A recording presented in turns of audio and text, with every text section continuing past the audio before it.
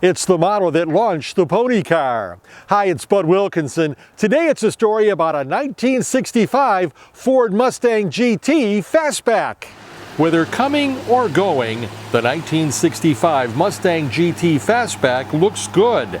Ann and Peter Rafferty of Torrington, Connecticut have owned the K-Code pony car for nearly 2 years. They inherited it from Ann's father, Paul Cerruto, whose 1959 Jeep Surrey was spotlighted by Ride Connecticut in January 2023. He loved his cars. He had a lot of old cars. He had Jeeps. He had Model Ts. He had CJ2As. He had tons and tons of things. Cerruto passed away shortly before the Jeep Surrey story appeared here. He acquired the Mustang in 1990 in a memorable manner that his widow, Noreen Cerruto, recalls to this day.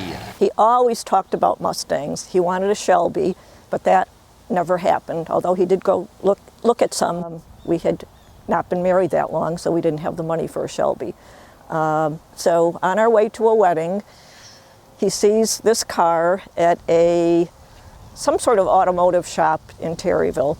Of course, had to stop. I said, let's look on the way home. No, had to stop. On the way to the wedding, he kind of fell in love with it. I believe we stopped again on the way back after the wedding, looked at it again, and then that week we were the proud owners of it.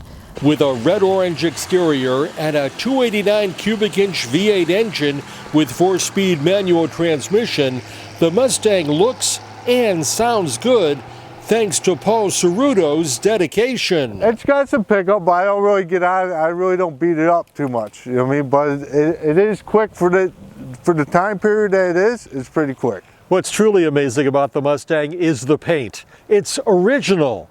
Yeah, there's a little cracking here, but overall, it looks fabulous. It looked then just as it does now. Yes, yes. Poppy red, the original color, the original paint. Same interior. He did mechanical work over the years to it to get it up and running to its full capacity, but never did anything to the exterior or nothing really to the interior except clean it up, and I believe it has a new steering wheel and a few other minor parts, but that's about it. Even though she was very young at the time, Ann remembers when her father acquired the Mustang. When he brought it home, I wanted to take a ride in it, but I was too young to take a ride, so I had to go and sit in a regular car. They didn't have seatbelts, so they were concerned back then if we ever got into an accident. It wasn't until 2012 that Pete met and got to know Paul Cerruto. He kind of took me in his arms like his own personal son because he never had a son. So me and him had a lot of relationship with the car. That's how I came about the car, is my father-in-law's car. The couple certainly enjoys owning it. We just enjoy it. We enjoy it. I mean, that's what Paul said. He's just like, I'm going to leave you guys a gift. And you just enjoy it. You just got to keep it up. This car was kind of a love-hate relationship with Paul. He loved it, but mechanically it gave him so much trouble over the years. He tried to do it, the mechanicals, by himself. Sometimes it worked out, sometimes it didn't.